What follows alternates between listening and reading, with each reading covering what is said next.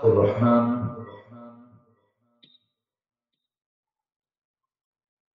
বরেণ্য অতিথিবৃন্দ, বিশেষ করে আমার পূর্বে যিনি কথা বলেছেন, আমার অনুজ স্নেহধন্য নন্দিত আলিমে দ্বীন,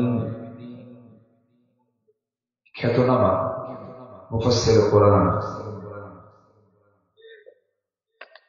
জনাব মাওলানা মাকসুদ আল মাসউদ আজমি হাফিজাহুল্লাহ, আজকের মাহফিলের বরেণ্য অতিথিবৃন্দ, বিশেষ করে আমার ডানে যিনি বসা আছেন, শিবপুর থানার সম্মানিত ওসি মহোদয়, ইসলাম দরদি ব্যক্তিত্ব জনাব আফজাল হোসেন, আজকের মাহফিলের প্রধান আকর্ষণ, যাদেরকে নিয়ে আজকের এই সাজানো গোছানো এত সুন্দর একটি বর্ণাঢ্য আয়োজন, তাওহীদের পতাকাবাহী, কালেমার ঝান্ডাবাহী, দ্বীন ইসলামের নরসারদুল বীর মুজাহিদ, প্রাণ প্রিয় সম্মানিত দ্বীনী ভাইরা, আড়ালে বসে আছেন শ্রদ্ধেয়া সম্মানিতা মা বোনেরা। আলোচনার সূচনায় আনুষ্ঠানিকতার মধ্য দিয়ে আমার পক্ষ থেকে আবারও দিল খোলা সালাম, আসসালামু আলাইকুম ওয়া রাহমাতুল্লাহি তাআলা ওয়া বারাকাতুহু।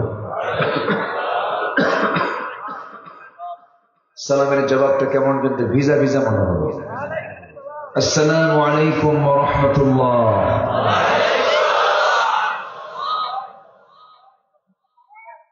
সবাই কেমন আছেন? কেমন আছেন সবাই? আলহামদুলিল্লাহ। আমরা যে হালেই থাকি না কেন, প্রশংসা কার করতে হবে বলেন তো? আল্লাহ। মহান রব্বে কারীম আল্লাহ তাআলা আমাদেরকে সুন্দর পরিবেশ দিয়েছেন। আমরা ওসি মহোদয়কে পাশে বসিয়ে মাহফিল করার সুযোগ পেয়েছি। আলহামদুলিল্লাহ বলবেন না? এটা একটা বিজয়, এটা একটা আনন্দ। এক সময় মাহফিল কমিটি ছিল থানার কাছে দাঁড়িয়ে আসার,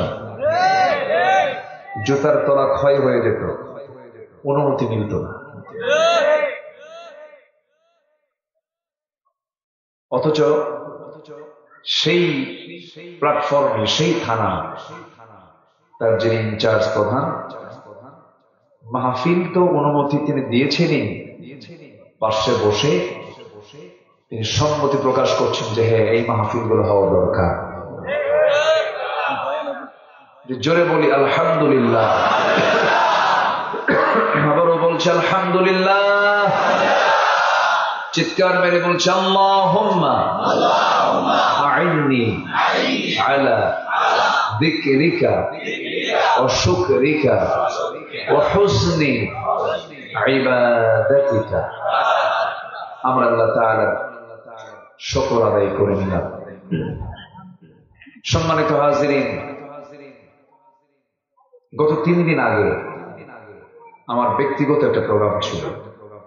সেই প্রোগ্রামে রাজশাহী রেঞ্জের সম্মানিত ডিআইজি মহোদয়, একটা অঞ্চলে কয়েকটা জেলা মিলে একটা রেঞ্জ, তো ডিআইজি মহোদয় একটু ব্যক্তিগত সম্পর্ক ছিল, আছে।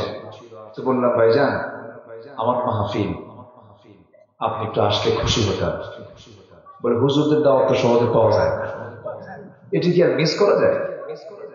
উনি ওনার সব কিছু নিয়ে প্রায় 120 কিলোমিটার রাস্তা জার্নি করে তিনি আমার মাহফিলে হাজির হয়েছিল, যা 5 অগস্টের আগে অকল্পনীয় ছিল।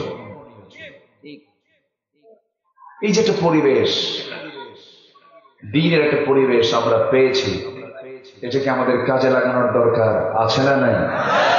আল্লাহ সুযোগ দেন, কিন্তু বারবার দেন না। সম্মানিত হাজিরিন, আমার আগে আমাদের ওসি মহোদয় এবং আমার অত্যন্ত কাছে খুব সুন্দর কথা বলেন, দারাজ কণ্ঠ, উন্নত চরিত্র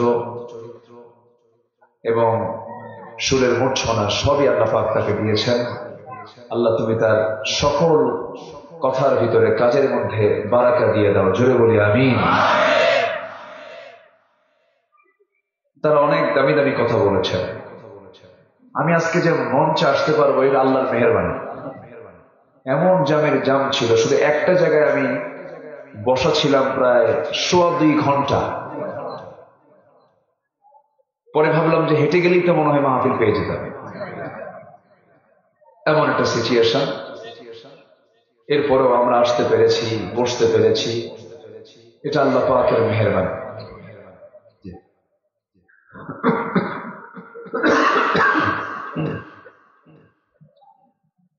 সম্মানিত হাজির, আমি যতক্ষণ আছি আমাকে সময় দেবেন তো সবাই, নাকি সময় দিতে রাজি আছেন সবাই? চলে গেল কেন? খাওয়া দাওয়া করেছি আমার আগে? আচ্ছা, না ঠিক আছে, আলহামদুলিল্লাহ। আচ্ছা ঠিক আছে, আলহামদুলিল্লাহ। সম্মানিত হাজির, আমি খুব বেশি সময় নেব তা না, খুব অল্প সময়ের মধ্যে আমি শেষ করার চেষ্টা করব, কিন্তু আপনাকে সহযোগিতা করতে হবে থাকার মানসিকতা নিয়ে। থাকতে রাজি আছেন তো সবাই? আল্লাহ কবুল করুন, জোরে বলি আমিন। সম্মানিত ভাইরা, মহান রব্বুল আলামিন আমাকে আপনাকে সৃষ্টির সেরা করে পাঠিয়েছেন। সকল সৃষ্টির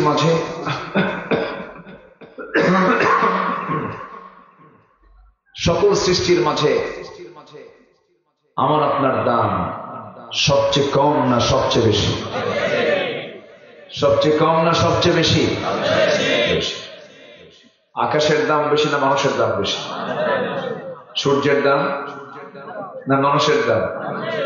মানুষের দাম। ফেরেশতার দাম বেশি না মানুষের দাম বেশি? মানুষের দামটা বেশি। আল্লাহ রাব্বুল আলামিন বলেন, হুয়াল্লাযী খালাকা লাকুম মা ফিল আরদি জামিআ। তিনি সেই মহান সত্তা যিনি তোমাদের জন্য গোটা পৃথিবীর সকল কিছুকে সৃষ্টি করেছেন, সকল কিছুকে তোমার খাদিম বানিয়ে দিয়েছেন। আর তোমার দায়িত্ব হলো তুমি কারো প্রশংসা না করে প্রশংসা করবে আলহামদুলিল্লাহি রাব্বিল আলামিন। সবাই বলুন আলহামদুলিল্লাহি রাব্বিল আলামিন আর-রাহমানির রাহিম মালিকি ইয়াউমিদ্দিন ইয়্যাকা না'বুদু ওয়া ইয়্যাকা নাস্তাঈন ইহদিনাস সিরাতাল মুস্তাকিম সিরাতাল লাযীনা আন'আমতা আলাইহিম গায়রিল মাগদুবি আলাইহিম ওয়ালাদ-দাল্লিন। এরপরে আরো জোরে আমার বন্ধুগণ, বান্দার দায়িত্ব হলো আল্লাহকে সন্তুষ্ট করা। আল্লাহর দায়িত্ব হলো বান্দাকে সন্তুষ্টির পুরস্কার দিয়ে দেওয়া। আল্লাহ তাআলা বলছেন, বান্দা আমার যদি প্রশংসা করো, আমার যদি শুকর আদায় করো, আমার নিয়ামতের দরজাগুলো আমি তোমার জন্য বড় করে দেব, বাড়ায় দেব। যদি বলি সুবহানাল্লাহ। আল্লাহকে ডাকলে খুশি কম হন না বেশি হন? বারবার ডাকলে আরো বেশি খুশি হন না কম হন? বেশি খুশি হন। পৃথিবীর কোন মানুষকে যদি আপনি, একটা মানুষকে যদি আপনি বারবার ডাকেন, এমনকি আপনার মাকেও যদি বারবার ডাকেন, বিরক্তি প্রকাশ পেয়ে যায়, খেপে যান, রেগে যান। কিন্তু আমার রব এমন রব, যে রবকে আপনি যত বারবার ডাকবেন আমার আল্লাহ তত নিকটে চলে আসেন। জোরে বলি সুবহানাল্লাহ। সেই মহান রবের কাছে আমাকে আপনাকে ফিরে যেতে হবে। কেউ বাঁচার জন্য আসে নাই, সব দুনিয়া থেকে বিদায় নিয়ে নেব। এটা একটা ওয়েটিং রুমের মতো আছি, এখন আছে কিছুক্ষণ পরে না, অথবা আজ আছি কাল নাই, পরশু চলে যাব, একদিন না একদিন আমাকে আপনাকে চলে যেতেই হবে। কিন্তু কোন লক্ষ্যে আমি আসলাম, কোন লক্ষ্যে আমার আল্লাহ আমাকে দুনিয়াতে পাঠালেন, এই বিষয়টা আমার আপনার ক্লিয়ার থাকা দরকার। লক্ষ্য একটাই, সেটা হলো ইন্না সালাতি ওয়া নুসুকি ওয়া মাহইয়ায়া ওয়া মামাতি লিল্লাহি রাব্বিল আলামিন। আমার সালাত, আমার কুরবানি, আমার জীবন, আমার মরণ সব আল্লাহ পাকের জন্য। আমার দায়িত্ব হলো কার সন্তুষ্টি অর্জন করা। কার সন্তুষ্টি অর্জন করা? আল্লাহ। আল্লাহকে যদি রাজি করা যায়, আল্লাহকে যদি খুশি করা যায়, পৃথিবীর সমস্ত মানুষ নাখোশ হোক, কোনো সমস্যা নাই। কিন্তু গোটা পৃথিবীর মানুষ রাজি আছে, কিন্তু আমার আল্লাহ নাখোশ আছেন, সবার জন্য মাইনাস হয়ে যাবে, কোন লাভ হবে না। অথচ সামান্য দুনিয়ার স্বার্থের কারণে রাতকে দিন করে, দিনকে রাত করে এমন লোক দুনিয়াতে আছে না নাই? আসতে বলবেন না, আছে না নাই? আমি কি আলোচনা চালাবো? বসে বসে পড়েন, চেয়ার গুলো ফাঁকা আছে, এটা কেমন হলো? সামনের কাতার পূরণ করুন, কাতার সোজা করুন, তাই না?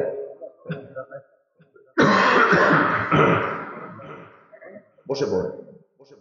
সেদিন এক মাহফিলে এরকম সিট ফাঁকা, এক প্রতিবন্ধী এক পাগল এসে, হাজার হাজার মানুষ, ও কেমনে যে উঠলো, এসে পাশে বসে গেছে। আরেকজন ধমক দিচ্ছে, আমি বললাম ধমক দাও কেন? ওর কপালে এখানে বসা ছিল যে, বসো, বসে থাকবে। তো পাগল তো পাগলই। আমি আলোচনা করতেছি, ও দেখি রাতের বেলা সানগ্লাস চোখে দিয়ে বসে আছে। তো সবাই দেখে আর হাসে। বললাম তোমার নজর তো জাতির আমার দিকে না, জাতি তোমার দিকে নজর দিয়ে বসে আছে। যাই হোক, দিন শেষে আমি যদি আমার আল্লাহকে সন্তুষ্ট করতে পারি, এটাই হচ্ছে আমার সফলতা। আর আমার আল্লাহকে যদি নারাজ করে ফেলি, পৃথিবীকে যদি সন্তুষ্ট করি, এই সন্তুষ্টি আমার কোনো কাজে আসবে না। বিগত 16 বছর এমন জাতীয় লোককে দেখেছি যারা বিবেককে বিক্রি করে, যারা সততাকে বিক্রি করে, যারা নীতিভ্রষ্ট আচরণ দেখিয়ে জাতির উপর এক জগদ্দল পাহাড় সেজেছিল। ঠিক কিনা বলো? দীর্ঘ 16 বছর। কত বছর? 16 বছর। ফেরাউন বেঁচে ছিল হলো 1600 বছর। সংখ্যা যে মিলল কি আপনি বুঝলাম? সংখ্যাটা মিলছে না বলেন তো? মিলে গেছে। ফেরাউন সে ছিল পুরুষ, মেল ফেরাউন, আর এটা ছিল হলো 16 বছর আমার দেশে ফিমেল ফেরাউন। কম কিছু করে না, অনেক কিছু করেছে। আয়না ঘর বানিয়েছিল। এটা 5ই অগাস্ট না আসলে তো আমরা জানতামই না। আমি নিজে গিয়েছি দেখার জন্য। দুজন ব্যক্তি ছিলেন, তাদের সঙ্গে আমি কথা বলেছি ঘন্টার পর ঘন্টা। একজন তো কেঁদেই ফেললেন, বললেন ভাইজান আমার আব্বা মীর কাসেম আলী, উনি যে 8 বছর আগে উনি শাহাদাত বরণ করেছেন, আমি জানতাম না। আমি যেদিন আয়না ঘর থেকে বের হই সেদিন আমি জানি আমার আব্বার ইন্তেকাল হয়েছে। স্বাধীন দেশ কিন্তু এটা। ব্রিগেডিয়ার জেনারেল আব্দুল্লাহ আমান আজমি এই দেশের সেনা কর্মকর্তার ইতিহাসে সর্বোচ্চ নাম্বার পাওয়া এক আদর্শ সেনা কর্মকর্তা। বর্তমান সেনাবাহিনী প্রধানের তিনি শিক্ষক ছিলেন। এই লোকটাকেও সে আয়না করে রেখেছিল। উনি বললেন, দীর্ঘ 8টা বছর আকাশের সূর্য দেখতে কেমন জানতে পারিনি। এই 2 চোখ আকাশের সূর্য দেখতে পায়নি। পরিচ্ছন্ন কোনো পানি পান করতে পারিনি, আমাকে ড্রেনের পানি পান করতে হয়েছে। 3-4 দিনের পচা বাসি খাবারকে মনে করতাম এটাই যেন শ্রেষ্ঠ খাবার। সম্মানিত ভাইরা, এই দৃশ্যের অবতারণার জন্য তো দেশ স্বাধীন হয়নি। কিছু হলেই রাজাকার ট্যাগ লাগায় দিত। আমার বিরুদ্ধে কত ষড়যন্ত্র করা হয়েছে, এগুলো তো কথা বলতে পারিনি আমরা। বলি একটু বলি। 2018 সাল আমাকে হঠাৎ করে ধরে নিয়ে চলে গেল, জেলখানায় ঢুকলাম। কারণ এই যে একটা সময় এখন আসছে, আর কি জেলে ঢোকার সুযোগ আছে? জি, তো জেলখানায় ঢুকলাম।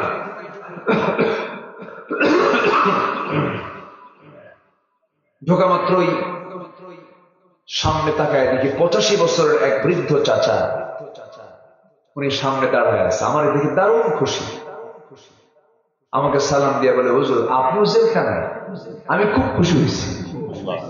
তো বললাম, জেলখানায় ঢুকলে মানুষ খুশি হয়? হুজুর দূর থেকে ওয়াজ শুনি, কাছে যেতে পারি না, মুসাফা করতে পারি না। আপনি এত কাছে চলে আসছেন, এই চান্স আর জীবনে আসবে? জেলে ঢুকছেন, ভালোই লাগতেছে। খুব খুশি হয়েছেন। তো বললাম, চাচা আপনার বয়স কত? 85 বছর। মামলা কি? বিস্ফোরক। বললাম, কয়টা বোমা মারছেন কর? চাচা মুসকি মুসকি হাসে আর বলে, আমার হাতে কি সে ফিটনেস আছে? ওরা এমনি দিচ্ছে মামলা। 85 বছর বয়সের এক বুড়ো মানুষকে দেয় হলো বিস্ফোরক মামলা, রাষ্ট্রদ্রোহী মামলা। একজন শিক্ষা প্রতিমন্ত্রীর নামে মামলা দেয় হলো ভ্যানিটি ব্যাগ চুরি।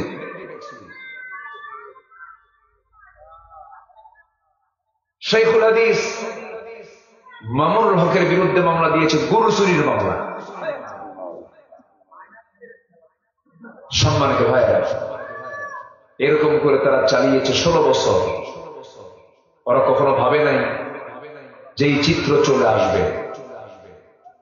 ফেরাউন কখনোই ভাবে নাই এই দরিয়ায় তাকে সুবুনি খায় মরতে হবে। ঠিক কিনা বলেন? কখনো ভেবেছিল? এগুলো কেন হয়েছে? এগুলোর কিছু কারণ আছে। আমি আস্তে আস্তে মূল আলোচনার দিকে চলে যাচ্ছি। আমাকে সময় দিচ্ছেন তো নাকি?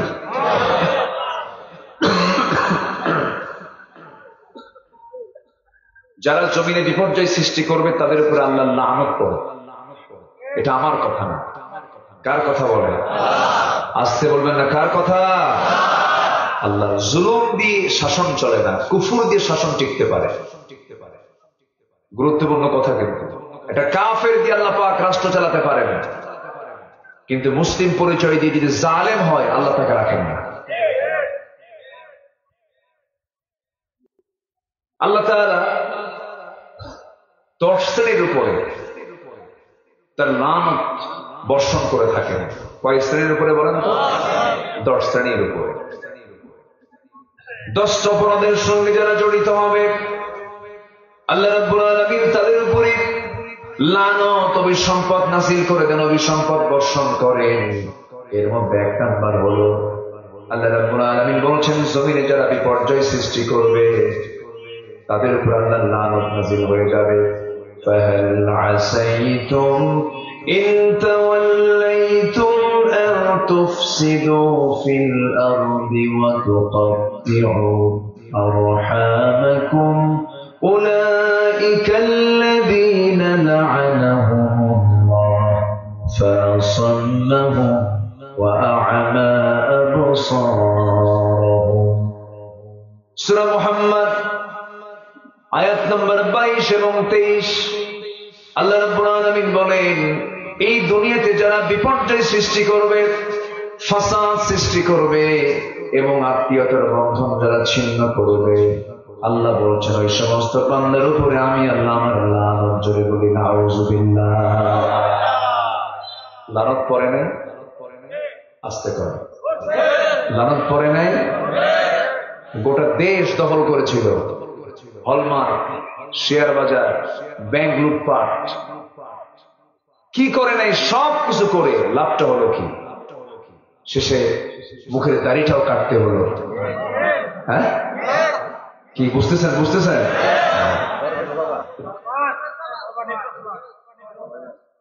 মুখের দাড়িটাও কাটতে হলো,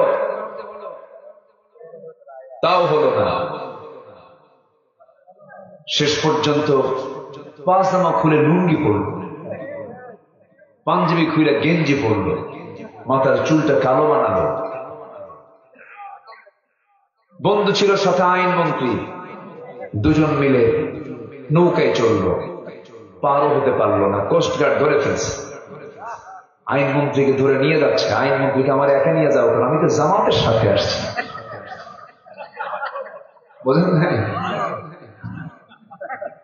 আমার ধরে নিয়ে যাও কেন? কে আপনার জামাতে কে যোগ দিল? কি চিনি না তো, তোমাদের চোখ আছে? ভালো করে দেখো, ওটাই দরবেশ। এখান থেকে একটা শিক্ষা আছে, সেটা হলো জালিম জালিমকে ছাড়ে না, কিন্তু ইমানদার ইমানদারের জন্য বুকের তাজা প্রাণ ঢেলে দেয়। তুমি ইমানদারকে কষ্ট দিতে চায় না। ইয়ার মুখের ঘটনা সহ আর বহু ঘটনা আমার দেশেও, বহু ইতিহাস আছে না নাই? বলেন তো আছে না নাই? আচ্ছা, এই লানত কে দিয়েছেন বলেন তো? আরেকজন সিলেটিকে ধরা পড়লো, এই বেদবটা আমার নামেও তালিকা করেছিল, 116 জন আলেমের তালিকা করেছিল, এর মধ্যে আমার নামটা ঢুকেছে। আমি তোর চিনি না, ও আমার চিনলো কেমনে বুঝলাম? এর মুখে কোনো হাসি নাই, আমি কোনোদিন হাসি পাইনি। যারা হাসে না ওদের বউ যে কেমনে থাকে আমার বুঝে আসে না। ওদের বউরা মনে মনে করে এটা মরবে কোন দিন। হাসি ছাড়া সংসার হয়? চিত্ত বিনোদন তো দরকার আছে। ও হাসেও না, সে প্রাউড করে বলতো আমি সাইদের ফাঁসির রায় নিজে দিয়েছি, প্রাউড করতো সে। এমন দৌড় মারল, সিলেট গিয়ে আটকা পড়লো। সিলেটবাসী মোটামুটি ভালো আপ্যায়ন করেছে, বিসি একটা আউট করে দিচ্ছে।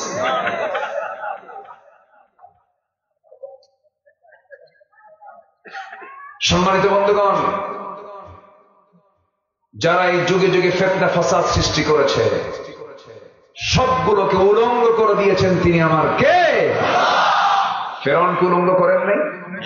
নমরুদকে উলঙ্গ করেন নাই? আবু জেহেলকে উলঙ্গ করেন নাই? সব নাস্তানাবুদ করে দিয়েছে। ফেরাউন কি না করে নাই, কি করেছে সে?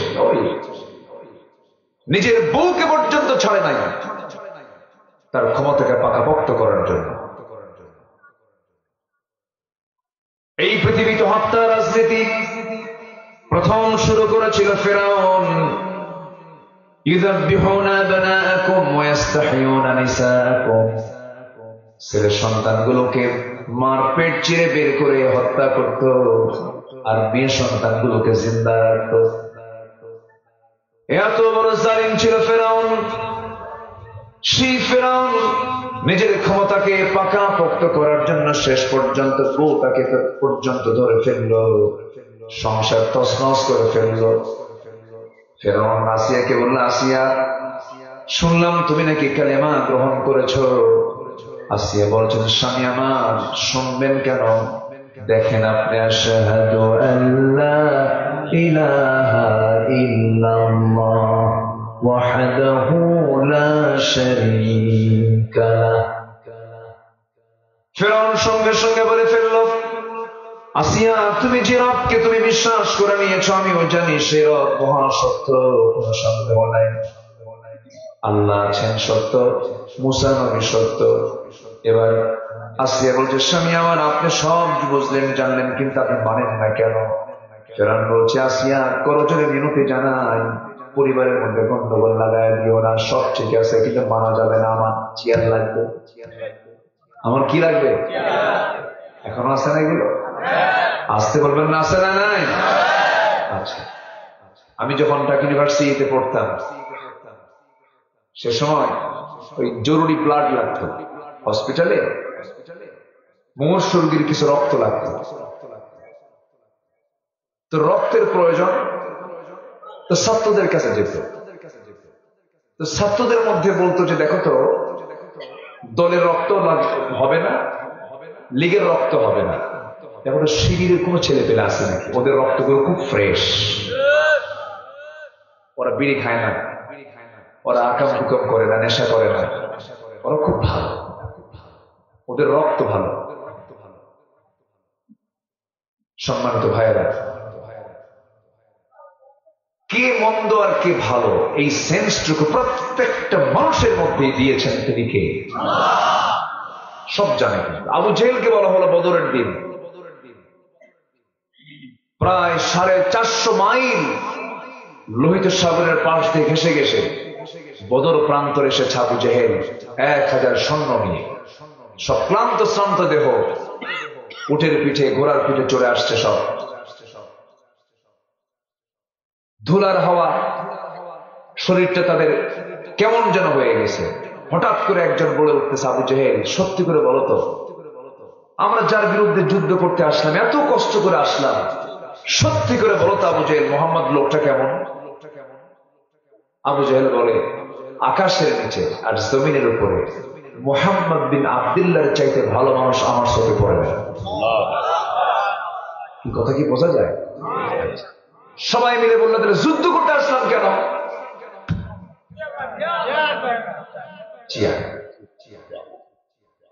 শুধু ক্ষমতার কারণে যুগে যুগে ভালো ভালো ব্যক্তির বিরুদ্ধে ষড়যন্ত্র করেছে জালিম শক্তিরা। আবু হানিফা রাহমাতুল্লাহ আলাইহিকে বিষ প্রয়োগ করে জেলখানার মধ্যে হত্যা করা হয়েছে। আল্লামা সাঈদীর মতো মানুষকে এরা চিনতে পারেনি, তার জনপ্রিয়তা ছিল তাদের জন্য কাল, তার গ্রহণযোগ্যতা ছিল তাদের জন্য কাল।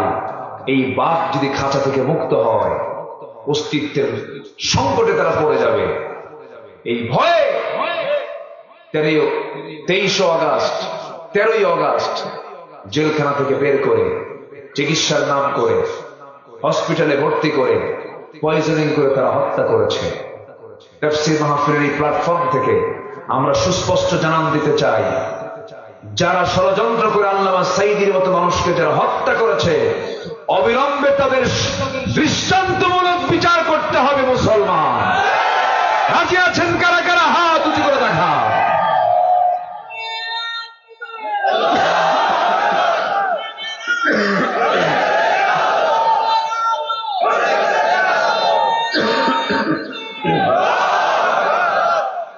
আল্লাহ কবুল করুন, জোরে বলে আমিন, আরো জোরে আমিন।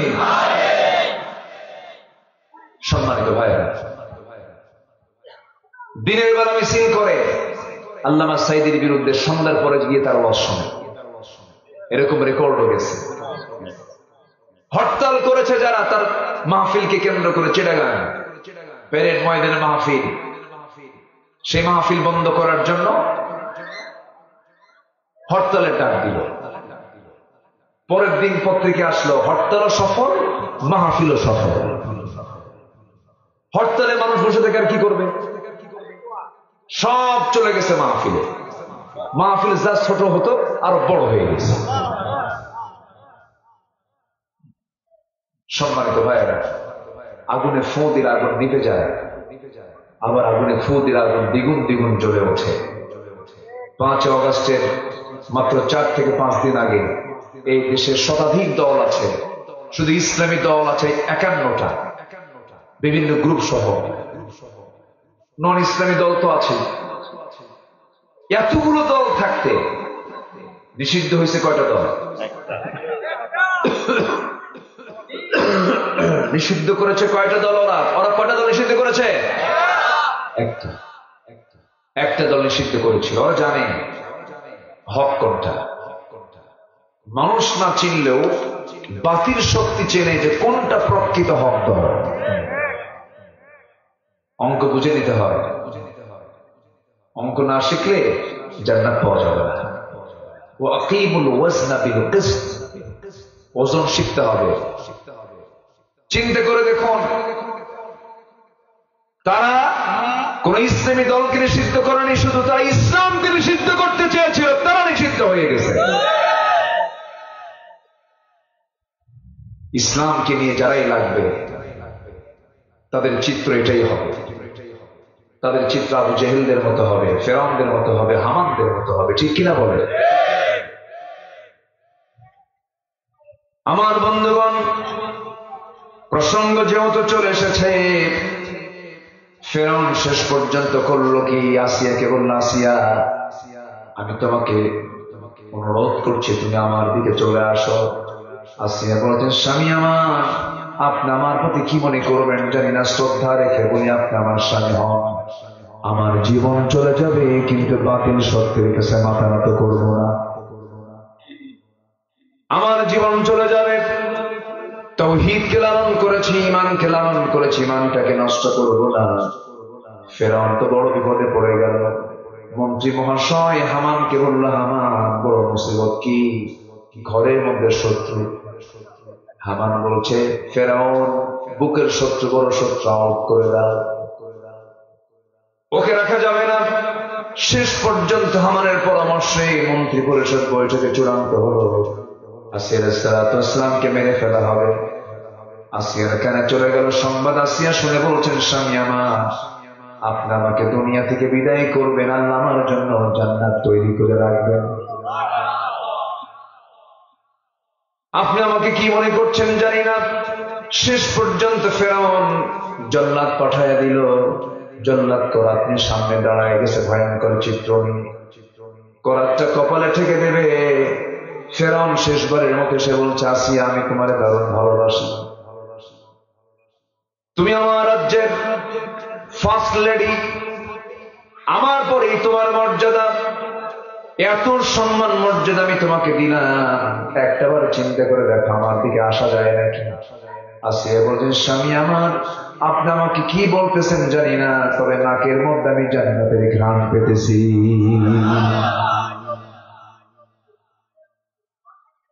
করাত লাগায় দিল কপালে। কপাল চিরে চিরে রক্তগুলো গড়ে গড়ে পড়ে। সূরা তাহরিমের তাফসীরে এসেছে, যখন আসিয়া আলাইহিস সালামকে যখন করাত দিয়ে চিরে যখন মাথা যখন দুভাগ করা শুরু করা হলো, সেই সময় তিনি একটা দোয়া করেছিলেন। সেই দোয়াটা সূরা তাহরিমে আল্লাহ রাব্বুল আলামিন কোট করেছেন। তার কিতাব ছিল হলো তাওরাত, অথচ সেই মহিলার দোয়াটা স্থান পেল হলো কোরআনে। 4000 বছর আগের ঘটনা, 4000 বছর আগের দোয়া। যে দোয়াটা আসিয়া আলাইহিস সালাম আল্লাহর কাছে করেছিলেন, আল্লাহ তাআলা এত পছন্দ করেছেন যে শ্রেষ্ঠ কিতাব কোরআনে তার দোয়াটা কোট করে দিয়েছে। কি দোয়াটা করলেন? রব্বি বিনিলি ইনদাকা বাইতান ফিল জান্নাতি ওয়া নাজ্জিনি মিন ফিরআউনা ওয়া আমালিহি।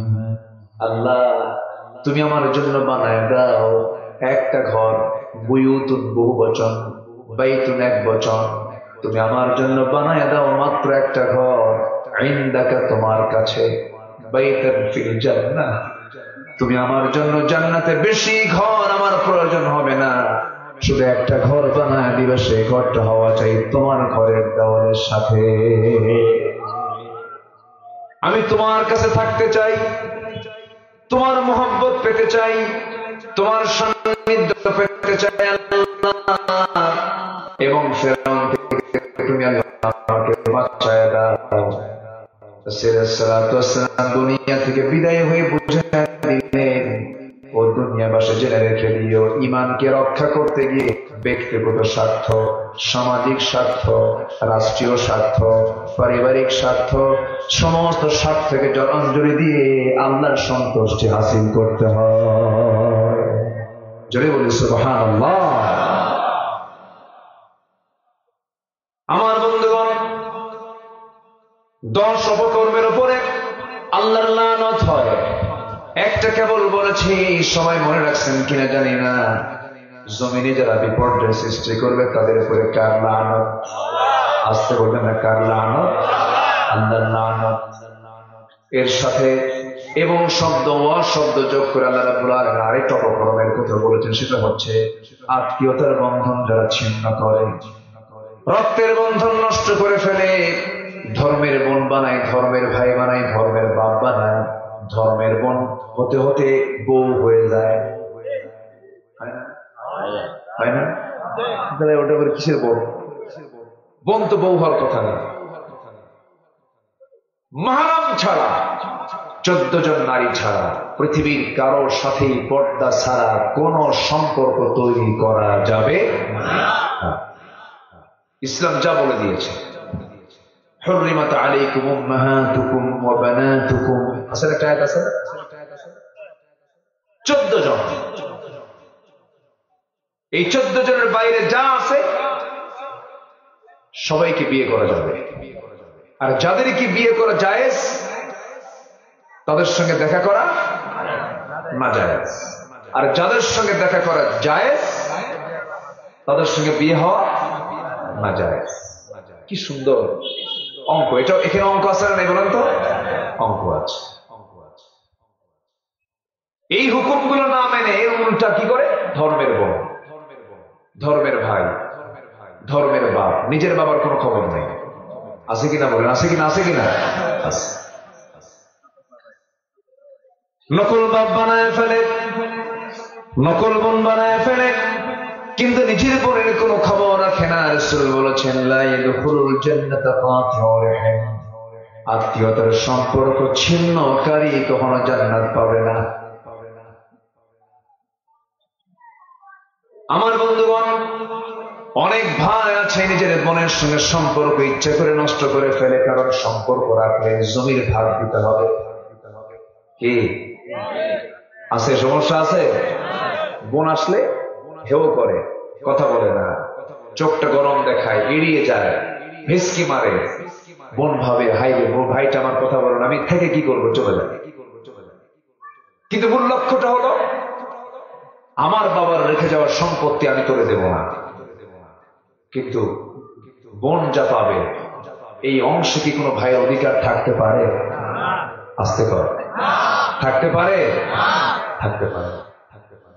বোনকে দেয় না, এরকম ভাই মনে হয় নরসিংদীর নাই। আছে? আছে। বোনকে দেয়, বোনকে পাম মারে। কি মারে? একটু পাম পট্টি দেয়, একটু প্রশংসা করে, ধান্দাবাজি করে। বোনকে মাঝে মাঝে দাওয়াত দেয়, বোনকে মাঝে মাঝে দাওয়াত দিয়ে বাড়িতে নিয়ে এসে টাঙ্গাইল থেকে চমচম, বগুড়ার দই, নাটোরের কাঁচা গোল্লা, যশোরের খোল, কুমিল্লার রসমালাই, সবগুলো এক জায়গায় করে, মধুপুরের আনারস, আর এলাকার কি নরসিংদীর কলা, ময়মনসিংহের কাঁঠাল, সবগুলো এক জায়গায় করে নিয়া বোনকে সুন্দর করে দাওয়াত দিয়া জন্মের মতো খাওয়াইয়া সুন্দর করে ডেকে ঢুকে পাম্পট্টি দেয়। মেয়েরা তো একটু প্রশংসা করলেই খুব খুশি হয়ে যায়, ভাই আমার খুব ভালো। পাম্পট্টি দিয়ে পাশে বসায় বোনকে ডাক দিয়ে বলে, বোন একটা কথা বলবো। কি রাগ করবো না? না বলো। অংশ নিলে কিন্তু ধ্বংস হয়। দেখছেন, অংশ নিলে নাকি ধ্বংস হয়। মানে এমন একটা গ্রামার মানলো, মানে শয়তান থেকে অভিনাজিল হয়েছে। আছে না নাই? আচ্ছা, অথচ আল্লাহ রাব্বুল আলামিন কত আগে বলেছেন, লিযযাকারি মিসলু হাযযিল উনসাইন, এবং আয়াতের শেষে বলেছেন, তিলকা হুদুদুল্লাহ, আমি যে মিরাসের অংশ বন্টন তোমাদেরকে করে দিয়েছি এটা আমার সীমা, এটা লঙ্ঘন করবে তোমার জন্য ইউদখিলুহু নারান, জান্নাত জাহান্নামের মধ্যে তুমি স্থায়ী বসবাস করবে। জোরে বলি নাউযুবিল্লাহ। আমার বন্ধুগণ, সম্পর্ক নষ্ট করা যাবে না, হক নষ্ট করা যাবে না। বোন যা পাবে আস্তে করে ডাক দিয়ে বলতে হবে, বোন আসো নিয়ে যাও। আপনি দিবেন না, বড় বিপদে পড়বে। বোনের অংশের দাম হবে 1 কোটি টাকা। আপনি বোনকে 1 কোটি টাকার সম্পদ না দিয়া বোনকে মাহরুম করবেন। আল্লাহ আপনার পেটের মধ্যে এমন একটা সম্পদ তুলে দিবেন যার দাম হলো 2 কোটি টাকা, যা ফেরার জন্য সিঙ্গাপুর যাওয়া লাগবে। কথা বোঝেন না? ওই সম্পদের দাম কত? 2 কোটি। সামান্য এটা টিউমার আল্লাহ হয়তো পেটের মধ্যে ঢুকে দিলে যা সিঙ্গাপুর যা, মাউন্ট এলিজাবেথে কেমো দে, আর 2 কোটি ফালায় দিয়ে চলে আয়। কেরা করতেছেন নাকি আপনারা? এগুলো কথা কি বলার দরকার আছে? আমার মায়েরা এই কথায় খুব সন্তুষ্ট আছে। হুজুর মনের মতো করে কথা বলছেন, আমার কিছু ভাই বসে আছে, আর একটু কথা। আমার বন্ধুগণ, কারো হক নষ্ট করা যাবে না, বান্দার হক নষ্ট করা যাবে না, বাপমার হক নষ্ট করা যাবে না, প্রতিবেশীর হক নষ্ট করা যাবে না, এতিমের মান নষ্ট করা যাবে না। অনেক চাচা আছে, ভাই অনেক আগে মারা গেছে, নাবালেগ ভাতিজাকে রেখে ভাই চলে গেছে, কিন্তু ভাইটাই চান্সে করলো কি, ভাতিজাকে ফাঁকি দিয়া শিবপুর পৌরসভা, নরসিংদী পৌরসভার রাস্তার ধারের দামি দামি জমিগুলো নিজের নামে লিখে দিয়ে ভাতিজার জন্য রেখে দিয়েছে। বিলের ভিতরের জমি আছে কিনা? এরকম চাষা আছে না? নাই। শতক মিলাইছে কিন্তু দাম মিলায় নাই। কি মিলাইছে? শতক মিলাইছে, তোর আমার, তোরও যে শতক আমারও সে শতক, কিন্তু দাম মিলায় নাই। আছে কিনা? আচ্ছা, আল্লাহ সব বোঝেন, আল্লাহ সব জানেন। পৃথিবীর কাউকে ফাঁকি দিয়ে আপনি বের হয়ে আসতে পারবেন, কিন্তু আল্লাহর আদালত থেকে আপনি ফাঁকি দিয়ে বের হতে পারবেন না। কারণ আল্লাহ এত কড়া একটা আয়াত বলেছেন, ওই কড়া আয়াতের দিকে যখন আমার স্মরণ হয় আমার চোখে পানি চলে আসে। এত ভয়ঙ্কর আয়াত, যারা পারেন ঠোঁট মিলিয়ে বলুন, فَمَن يَعْمَلْ مِثْقَالَ ذَرَّةٍ خَيْرًا يَرَهُ وَمَن يَعْمَلْ مِثْقَالَ ذَرَّةٍ شَرًّا يَرَهُ। যে বান্দা যাররা পরিমাণ ভালো কাজ করবে, যাররা মানে হলো যা চোখে দেখা যায় না, এমন জিনিসকে যাররা বলা হয়, অণু, যা খালি চোখে দেখা যায় না, এমন জাতীয় ভালো কাজ যে করবে তাও সেদিন সে দেখতে পাবে। আবার যারা পরিমাণ মন্দ কাজ করবে তাও সে দেখতে পাবে। কি কঠিন ভয়াবহ পরীক্ষা সেদিন হবে। আমার বন্ধুগণ, এই জন্য আমার নেক আমলের পাল্লাটা ভারী করতে হবে।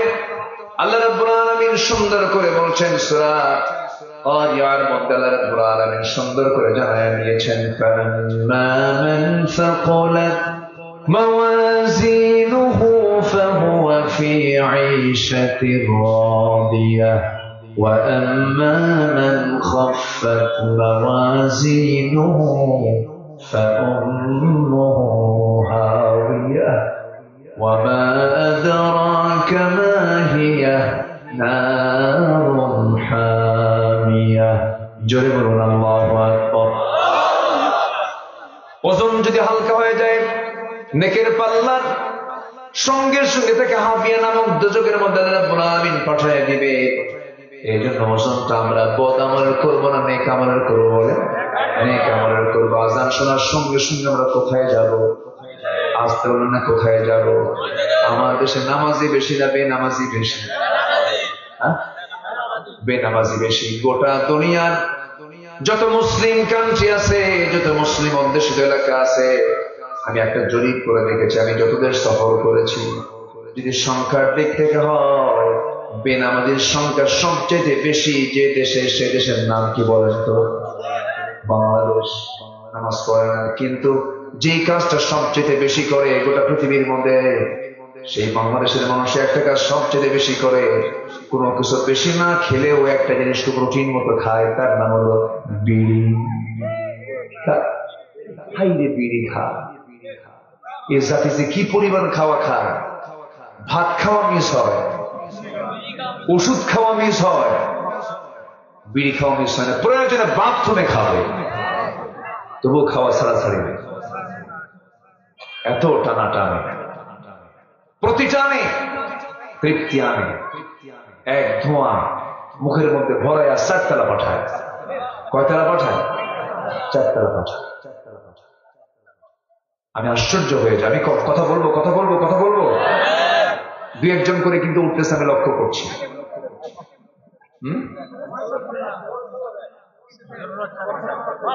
ও চাপে ধরছে, চাপে। চাপ 2 প্রকার, একটা হচ্ছে নিম্ন চাপ আর একটা হচ্ছে ঊর্ধ্ব চাপ। বিড়ি খাওয়া চাপ, এই চাপও কিন্তু কম না, প্রচুর খায়, স্মোকিং করে। আল্লাহ সকলকে হেফাজত করে, জোরে বলি আমিন। অনেকে আবার মাহফিলে এসেও বলে, হুজুর বিড়ি খাওয়া কি জায়েজ আছে? মানে উনি জায়েজের চেষ্টায় আছে। আমি বুঝি না।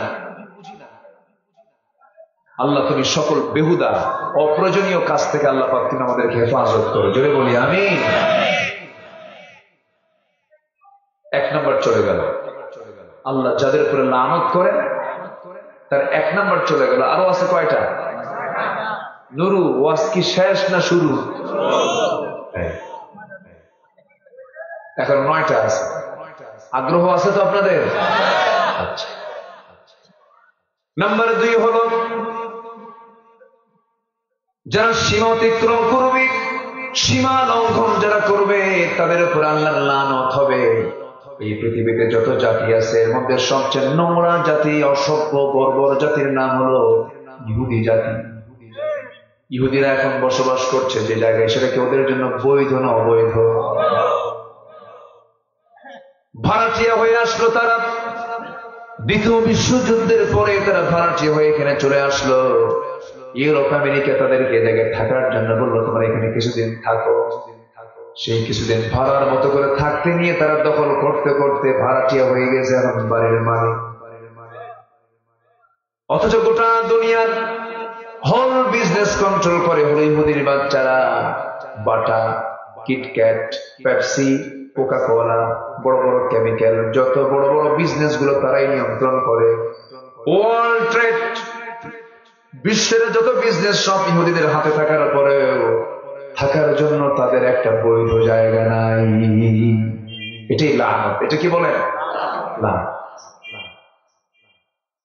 4000 বছর আগে মূসা আলাইহিস সালামের সময় ওদের জনসংখ্যা ছিল হলো মাত্র 30 লক্ষ। আর সেই 30 লক্ষ আজকে 1 কোটি হয় নাই। মাঝে মাঝে জন্ম হয় মেলা, কিন্তু টিকে না। কুত্তার মতো। কিসের মতো? কুকুরের মতো। কুকুরের বাচ্চাগুলো এতগুলো হয়, কিন্তু বছর শেষে না। আর মাত্র গাভীর পেট থেকে বাচ্চা হয় একটা, গোটা হাট জুড়ে গরু আর গরু। এই ইহুদির বাচ্চাদের সংখ্যাটা তো কম হওয়ার কথা নয়, কিন্তু যুগে যুগে এরা টিকতে পারে না। এই কারণ অবাধ্য হয়েছে, সীমা লঙ্ঘন করেছে। এমনকি নবীকে তারা পর্যন্ত হত্যা করেছে। নবীকেও তারা ছাড় দেয় নাই। এত অত্যাচার করেছে নবীদের উপরে, নবীকে হত্যা পর্যন্ত করেছে। জাকারিয়া আলাইহিস সালাতু ওয়াস সালাম, ইয়াহইয়া আলাইহিস সালাতু ওয়াস সালাম, এরকম অনেক পয়গম্বরকে তারা দুনিয়া থেকে বিদায় পর্যন্ত করে দিয়েছে। আমার বন্ধুগণ, আল্লাহ রাব্বুল আলামিন এই জন্য তাদের ব্যাপারে বলেছেন, লুইনাল্লাযীনা কাফারু মিন বানি ইসরাঈল আলা লিসানি দাউদ ওয়া ঈসা ইবনে মারইয়াম যালিকা বিমা আসাউ ওয়া কানু ইয়াতাদুন। জোরে বলুন আল্লাহু আকবার। সূরাতুল মায়েদা আয়াত নম্বর ৭৮। আল্লাহ রাব্বুল আলামিন বলেন, এই দুনিয়াতে বনী ইসরাঈলরা বেশি সীমা লঙ্ঘন করার কারণে তাদের উপরে আল্লাহ রাব্বুল আলামিন লানত দিয়েছেন। এজন্য সীমাকে কখনো লঙ্ঘন করা যাবে না। নাম্বার 3 হলো মহান আল্লাহর সত্য বাণীকে যারা গোপন করে, আল্লাহ তাআলার আয়াতকে যারা গোপন করে, তাদের উপর আল্লাহর লানত। কার লানত বলে? আল্লাহর লানত। জি, আমরা একজন মেহমানকে পেয়েছি। জি, বলি আলহামদুলিল্লাহ। কষ্ট হচ্ছে আপনাদের?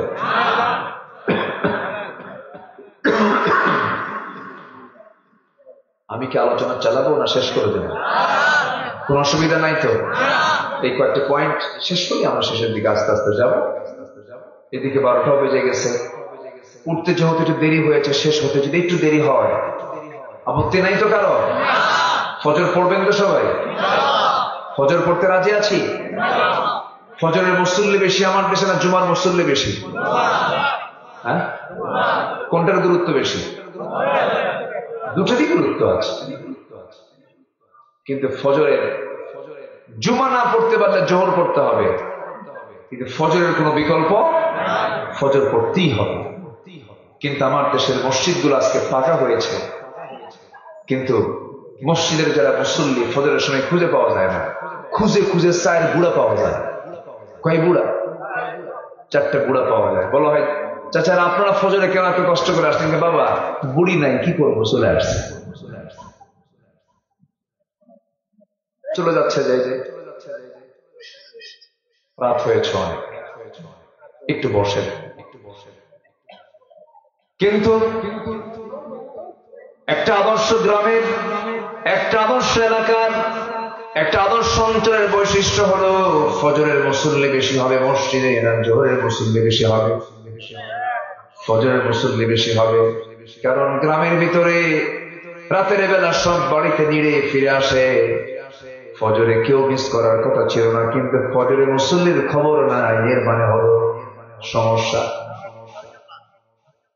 বড় সমস্যা। যার জীবনটা ফজর দিয়ে শুরু হয় না, যার জীবনটা ফজর দিয়ে, যে দেহ ফজর নামাজ পড়তে ব্যর্থ হয়, তার ওই বিশাল বড় জিম করার দেহ দিয়ে সে কি করবে? জাহান্নাম থেকে সে নিজেকে বাঁচাতে পারবে না। আল্লাহ তাআলা বান্দার যতগুলো গুনাহ দেখেন, কোন গুনাহ এত রাগ করেন না, সবচেয়ে বেশি রাগ করেন যখন বান্দা নামাজটা ছেড়ে দেয়। আল্লাহর কাছে সবচেয়ে বড় অপরাধ হলো নামাজ ছেড়ে দেওয়া। নামাজ আমরা কেউ ছেড়ে দেব না। আল্লাহ রাব্বুল আলামিন সূরা মারইয়ামের ভিতরে বলছেন, ফাখালাফা মিন বা'দিহিম খালফুন আদাউস সালাহ ওয়াত্তাবাউশ শাহাওয়াত ফাসাউফা ইয়ালকাউনা গায়্যা। দুনিয়ার জিন্দেগিতে যারা নামাজকে নষ্ট করে ফেলবে, নিজের নফসের তাবেদারি করবে, এই দুইটা অপরাধ থাকবে যারা আমার আল্লাহ খেপে গিয়ে বলছেন, ফাসাউফা ইয়ালকাউনা গায়্যা, আমি তাকে শুধু জাহান্নাম দেব না, জাহান্নামের গর্তের মধ্যে আমি তাকে ঢুকাইয়া ছাড়বো। এই দুনিয়াতে বড় বড় দাগী যারা আসামি সরকার মনে করে, তাদেরকে জেলখানায় শুধু রাখা হয় না, তাদেরকে জেলের মধ্যে ছেড়ে রাখা হয়। আল্লাহ বলছেন, বান্দা তুই যদি নামাজটা ছেড়ে দেস, আমি শুধু জাহান্নাম দেব না, তোকে জাহান্নামের গর্তের মধ্যে ঢুকাইয়া রাখবো। গাই নামক গর্ত এত ভয়ঙ্কর গর্ত যে তাফসীরে এসেছে, গাই নামক গর্তকে জাহান্নাম পর্যন্ত সে নিজে ভয় পায়। এত ভয়ঙ্কর সেই গর্তের নাম। সেই গর্ত থেকে, সেই জাহান্নাম থেকে বাঁচার জন্য আমরা সিদ্ধান্ত নেব, আজকের মাহফিলে যারা আসছি, যতদিন পর্যন্ত বাঁচবো নামাজ ছাড়বো না। কয় ওয়াক্ত বলেন? আসতে বলবেন না, কয় ওয়াক্ত নামাজ ছাড়বো না। সবাইকে রাজি আছেন নাকি? আমার দেশে এমন দলও আছে যে দল করতে গেলে নামাজ লাগে না, যে দল করতে গেলে ইসলাম মানা লাগে না। যুবকরা, তোমরা আন্দোলন করেছ, সংগ্রাম করেছ, রক্ত ঝরেছ, অঙ্গহানি হয়েছে, পঙ্গুত্ব বরণ করেছ। আল্লাহ তোমাদের সিনার মধ্যে ভয় ঢুকিয়ে দিয়েছিলেন, আল্লাহর ভয় ঢুকিয়ে দিয়েছিলেন, বাতিলের ভয় দূর করে দিয়েছিলেন। এত বড় সাহস নিয়ে মোকাবেলা করেছো, বাতিলদের মোকাবেলা করে, জালিমদের মোকাবেলা করে মাত্র 45 মিনিটের ব্যবধানে মাওবাড়ি দিল্লি পর্যন্ত পাঠায় দিছ। দুপুরে গিয়ে তোমরা গণভবনে তোমরা দুপুরের খাবারও খাইছো। তোমাদেরকে আমি আবদার করব, তোমরাই পারবে দেশকে পরিবর্তন করতে। এখন সামনে তোমাদের কাজ হলো ওই সমস্ত নেতৃত্বকে মানবো যে নেতৃত্বের মধ্যে নামাজ আছে, যে নেতৃত্বের মধ্যে দ্বীন আছে, যে নেতৃত্বের মধ্যে ইসলাম আছে, যে নেতা তোমার হাতে অস্ত্র তুলে দেবে, যে নেতা তোমার হাতে নারী তুলে দেবে, যে নেতা তোমার হাতে মদের বোতল তুলে দেবে, যে নেতা নামাজের কথা বলবে না, যে নেতা পরকালের কথা বলবে না, সেই নেতৃত্বের মুখে জুতা মারি, থুতু মারি। নেতৃত্বের পরিবর্তন আনতে হবে। সব দেখেছি আমরা ৭১ টু ২০২৪, ৫৩ বছরে ২৫ বছর আওয়ামী লীগ দেশ চালিয়েছে, ১৬ বছর বিএনপি চালিয়েছে, ৯ বছর জাতীয় পার্টি চালিয়েছে, বাকি সময়গুলো কেয়ারটেকার গভর্নমেন্ট চালিয়েছে, যার অধিকাংশই মুসলমান, কিন্তু কেউ ইসলাম দিয়ে দেশ চালায় নাই। সব দেখা শেষ। আগামীর দেশ আমরা দেখতে চাই কোরআনের দেশ। রাজি আছেন কারা কারা? হাত উঁচু করে দেখান মুসলমান। আল্লাহ কবুল করুন। জোরে বলি আমিন। আরো জোরে আমিন। কোরআন কারো না, কোরআন কার?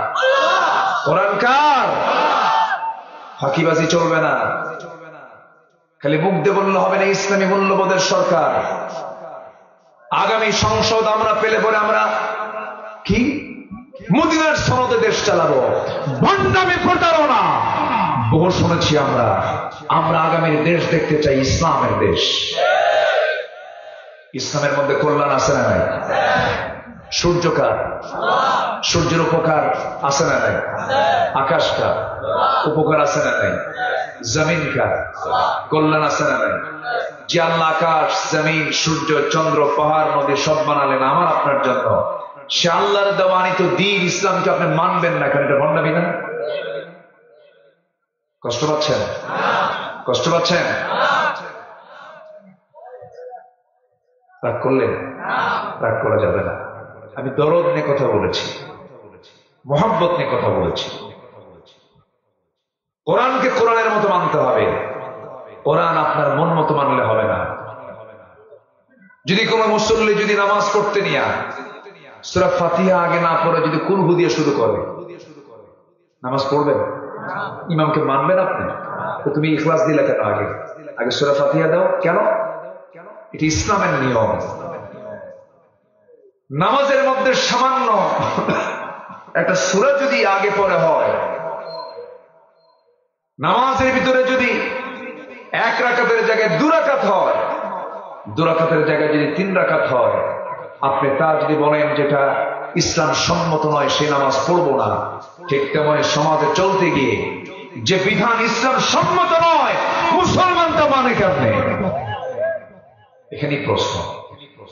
পৃথিবীর কোন বিবেকবান মানুষ এগুলোর জবাব দিতে পারবে না। সামি'না ওয়া আতা'না, কোরআন বলছে শুনবো, মানবো। কোন যুক্তি দিলেই সে শয়তান। আল্লাহ বলেন উসজুদু লিআদম, আদমকে মেনে নাও। শয়তান কি বলল? খালাকতানি মিন নার, আমাকে আগুন, ওকে মাটি, আমি কেন সেজদা দেব? কি দেখাইছে? কি দেখাইছে? শয়তান যুক্তি দেখায়। শয়তান কি দেখায়? আর ইমানদার কি দেখায়? কি দেখায়? হ্যাঁ তু বুরহান এখন ইমানদার প্রমাণ দেখায়, দলিল দেখায়। কোরআনটা কার? পৃথিবীতে মহাসত্য একমাত্র কি আছে? এর চেয়ে বড় নিয়ামত কিছু আছে পৃথিবীতে? আসুন কোরআনটাকে নিয়ে আমরা চলি। আল্লাহ কবুল করুন, আল্লাহ কবুল করুন। বাড়ির মা বোনদেরকে একটু নার্সিং করি, নোংরামি থেকে, বেপর্দা থেকে আমরা বাঁচানোর চেষ্টা করি। চতুর্দিকে আমরা বেষ্টিত হয়ে আছে যে দেশ দ্বারা, তাদের সংস্কৃতিকে আমরা ধিক্কার জানাই, তাদের সংস্কৃতিকে আমরা লালন না